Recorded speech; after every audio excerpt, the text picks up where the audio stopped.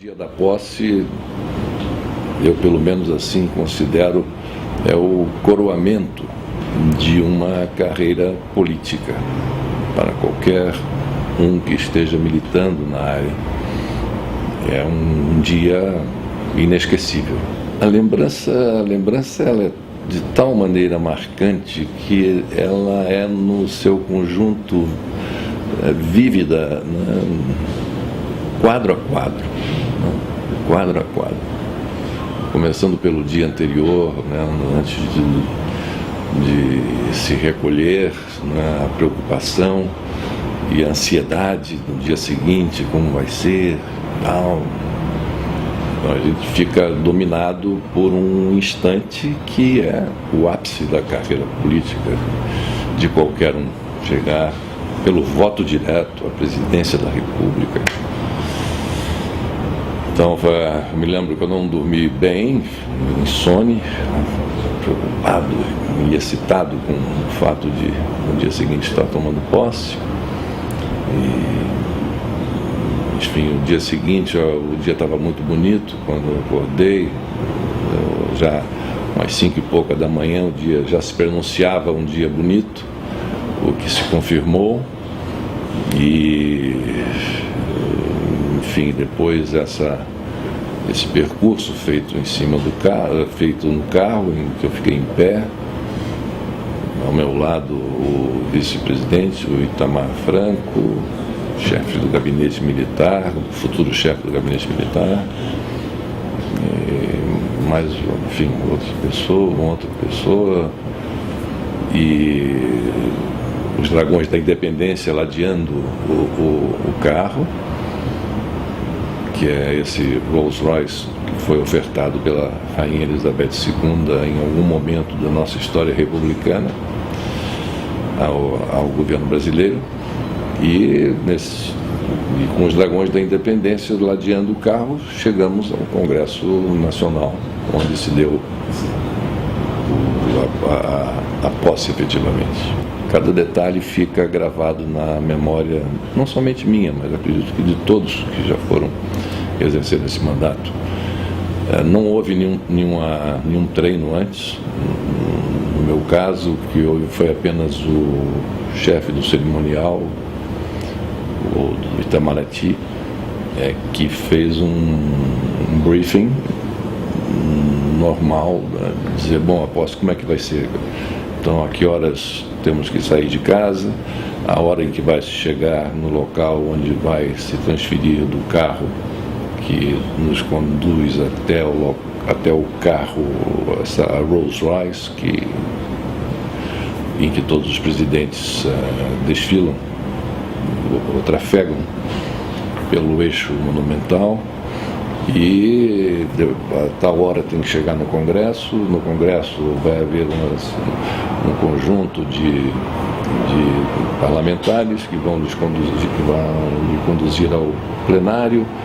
Aí entra no plenário, sobe na mesa, sobe no patamar, no praticado, onde fica instalada a mesa diretora dos trabalhos, e aí o presidente do Congresso lê o termo de posse, o presidente jura sobre a Constituição, cumpri-la e tal, e aí há o discurso formal de posse, em seguida a saída do Congresso até o Palácio do Planalto, onde há a transferência do cargo, transferência do presidente, de um presidente para o outro. O presidente Sarney foi extremamente cordial, como ele o é. Ele é uma pessoa cordata, uma pessoa muito preocupada com a liturgia e um homem que tem seu nome já definitivamente inscrito na história brasileira como um dos construtores, né, desse momento que nós estamos vivendo, desse grande momento que todos os brasileiros hoje desfrutam. Então foi ao passar a faixa, o desejo de muito sucesso, e estou à disposição para qualquer informação, qualquer tipo de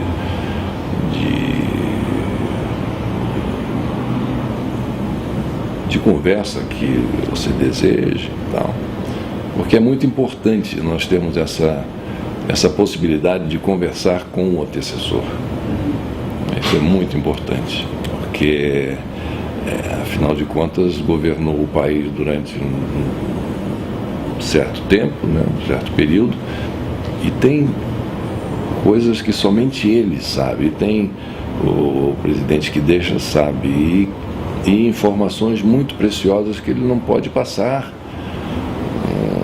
talvez a mais ninguém, né, a não ser ao presidente que está tomando posse, e caso essa informação venha a ser importante para a tomada da decisão em função de algum efeméride, de algum fato que esteja acontecendo e que motive essa colocação à disposição para tratar sobre o tema A, B ou C. Então ele foi muito cordato, muito cordial, muito educado, muito simpático, foi tudo feito dentro dos melhores padrões republicanos. Afinal de contas, era um civil, um presidente civil que conduziu a transição para o processo democrático, transferindo a faixa presidencial para um outro presidente, também civil, e eleito pelo voto direto, graças ao trabalho que ele, no caso o presidente Sarney, realizou para que fosse possível essas eleições ocorrerem. Então tem uma simbologia isso muito forte, representa um instante da vida nacional de uma enorme envergadura. Eu revendo as imagens na memória, eu me recordo que eu entrei no plenário da Câmara, do Congresso Nacional, ali reunido, com os convidados estrangeiros também, os chefes de Estado e de governo, e eu, ao invés de seguir o protocolo que determina, né, e é de bom tom que se entre de forma tranquila, né, sem maiores manifestações de efusividade. E eu me lembro que eu entrei e levantei o punho fechado, e como se estivesse entrando no meio da multidão, indo em direção a um palanque na época da campanha eleitoral, né? Então, mas tudo isso foi fruto desse misto de emoção, de ansiedade, de saber que já vai acontecer, tenha calma, já você toma posse, e como é que vai ser isso, e quem vai dizer para mim as palavras, será que eu vou saber repetir as palavras, juro prezar a Constituição, aquele conjunto de 2 ou 3 frases. Enfim, tudo aquilo passa na cabeça, e ao mesmo tempo muita gente no plenário, né? E cumprimentando, e eu olhando as figuras conhecidas, alguns que foram companheiros que participaram daquele processo, outros que, embora da oposição, estavam ali também de forma democrática, participando daquele ato e cumprimentando um e outro. Enfim, então tudo isso é fruto realmente dessa ansiedade, de nervosismo, e que, pelo menos a mim, me dominou fortemente. Eu me lembro que muita gente portava não somente a bandeira brasileira, mas também a bandeira nossa de campanha, que se mesclava bastante, com o verde e amarelo e o azul e branco. E isso me emocionava muito quando eu passava e via aquela profusão de bandeiras grandes, não eram bandeirolinhas, bandeiras. E uma particularmente, uma senhora chorando, ela estava enrolada no pavilhão nacional, e com a bandeira da minha campanha nas mãos, chorando, e chorando de alegria e gritando, tanto que me chamou a atenção e que eu olhei para ela e agradeci. Enfim, isso. E dentro do Congresso, alguns episódios quando eu fiquei aguardando a chamada para entrar no plenário, alguns fatos que aconteceram na sala onde eu estava, ou sala de espera, com alguns personagens da política muito interessante, o diálogo travado com alguns deles, mas isso está contado no meu livro, que em algum momento será publicado, porque tem relação esse diálogo com muitas das coisas que vieram a acontecer posteriormente. O momento da posse de um presidente da República é um momento único também para que se inicie o conhecimento e o relacionamento com aqueles chefes de governo ou de Estado que acorreram à posse daquele presidente, não é? E, infelizmente, eu acho que foi um equívoco dos constituintes de 88, mudaram a data do 15 de março para 1º de janeiro. Enfim, que não fosse 15 de março, que fosse janeiro, se assim eles achassem conveniente que começasse logo no ano, né? De acordo com o nosso calendário gregoriano, muito bem, vamos por aí. Mas logo no dia 1º, dia da paz universal, dia em que há uma confraternização universal, em que todos esses chefes de Estado estão com uma programação, né, nos seus respectivos países, né, e para os próprios nacionais, as próprias autoridades brasileiras, né, que não conseguem comemorar direito à passagem de ano, que é uma festa tão tradicional para nós aqui no Brasil. Enfim, eu acho que é um desconforto muito grande. As relações internacionais, elas são muito pautadas pela relação pessoal que exista entre os chefes de Estado que a pessoa queira considerar. Então, a relação de um presidente de um país com o outro, se houver a química, chamada química, e se houver um bom entrosamento pessoal, isso facilita extremamente a administração da nossa política externa e, consequentemente, do nosso comércio internacional e desaguando na questão da economia, né? Então é nesse momento que a gente percebe se essa química funciona ou não. Nós estamos ali, os dois, o presidente que veio assistir à posse daquele que está tomando posse, que está sendo empossado, e aí vem a conversa. Você tem sempre uma ficha que o presidente empossado recebe, né, dizendo das relações que nós temos com aquele chefe de Estado que estará sendo recebido dali a instantes. Então a gente dá uma lida naquela ficha, que fala desde as relações comerciais, mas fala também das relações anteriores, diplomáticas, qual foi o presidente que visitou, qual é alguma recordação que se tem de uma passagem por aquele país, algum fato interessante que tenha marcado a visita de um outro presidente àquele país, ou vice-versa. Enfim, a gente recebe uma ficha, então já temos uma base para iniciar a nossa conversa e, além disso, uma observação. Interesses brasileiros em relação a esse país. Tal.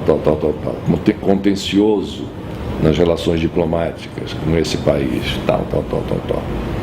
Eu me lembro, por exemplo, que o contencioso com os Estados Unidos preenchia umas 3 fichas.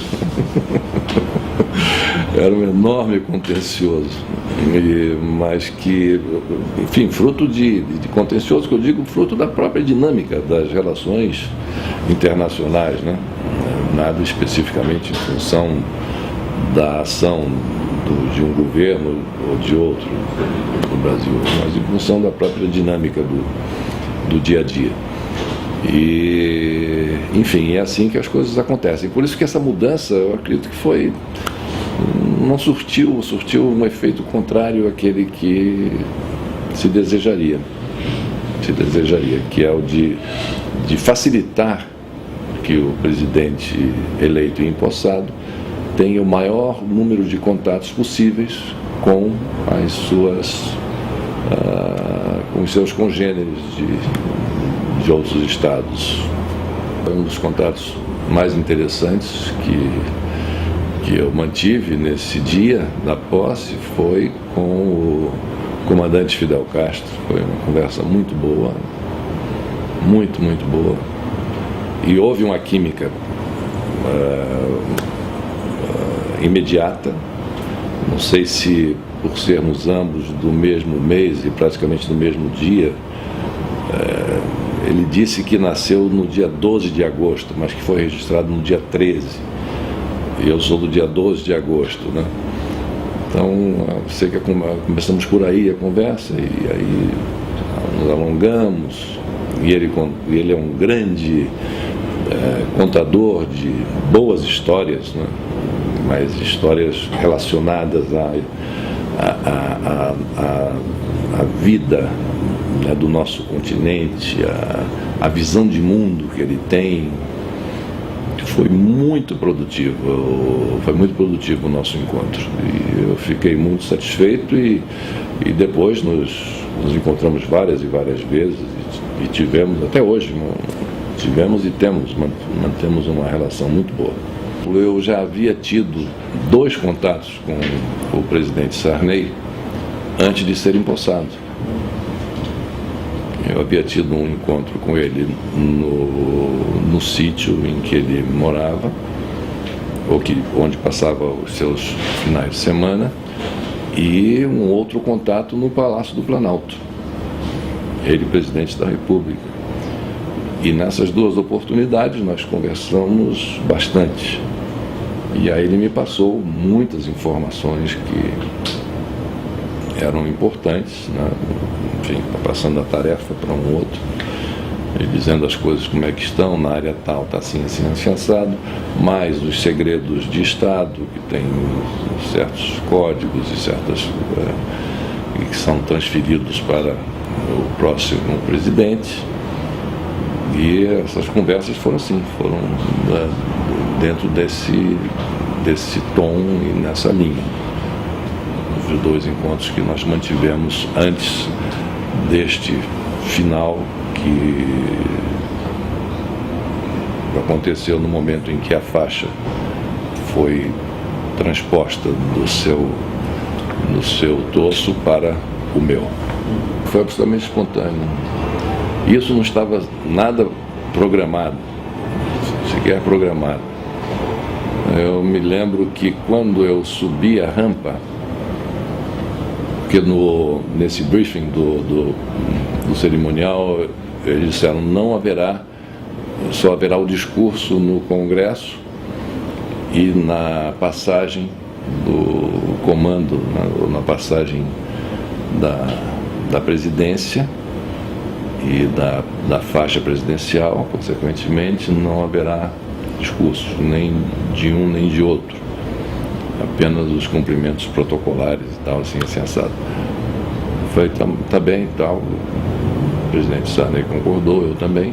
Quando eu comecei a subir a rampa, né, eu olhei para os lados e vi aquela multidão que aguardava e assistindo a cerimônia, no que dava para que eles vissem, né, que era a parte externa.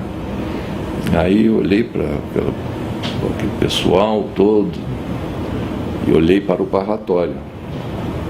Aí eu falei, parlatório, por que não parlare? Aí pedi ao ministro, que foi o meu chefe cerimonial, que me acompanhava, que faleceu há vários anos passados, um grande amigo. Eu disse, olha, depois da transmissão aí da faixa do cargo, da transmissão do cargo, eu queria falar no parlatório. Ele, mas presidente, mas isso não está programado, tal. Eu falei assim, não, dá um jeito. Pronto, aí passou a faixa, aí eu acompanhei o presidente Sarney até ali a porta da descida da rampa. Aí o presidente Sarney desceu, entrou no carro, que o conduziu até o aeroporto. Eu esperei então que o carro se distanciasse para que eu fosse então ao parlatório. Aí eu fui ao parlatório e, enfim, falei com o coração, com a emoção que eu vivia naquele momento, e como se fosse um extrato de um pouquinho de cada emoção que eu colhi nos diversos estados e municípios brasileiros por mim percorridos durante a campanha eleitoral. Então foi isso, foi uma síntese, e foi também um momento em que eu consegui, vamos dizer assim, relaxar um pouco, né? Porque o discurso feito no Congresso, um discurso que tem que ser muito bem elaborado, muito bem pensado, cada palavra tem que ter o seu peso correto, nem mais nem menos, não é? Os recados que se queira dar de forma explícita e implícita tem que ter também a sua colocação muito bem feita, e a enorme responsabilidade, porque aquele discurso ao final das contas, né, ele é o discurso em que você diz como será mais ou menos pautado o seu governo, quais as linhas que você irá seguir no exercício do seu mandato como presidente da República. Então a gente fica restrito a isso. E já no parlatório não, ali já foi uma abertura do coração, do espírito, da mente, um recado direto para aqueles que ali estavam e por intermédio deles para todos os brasileiros. Então foi bonito.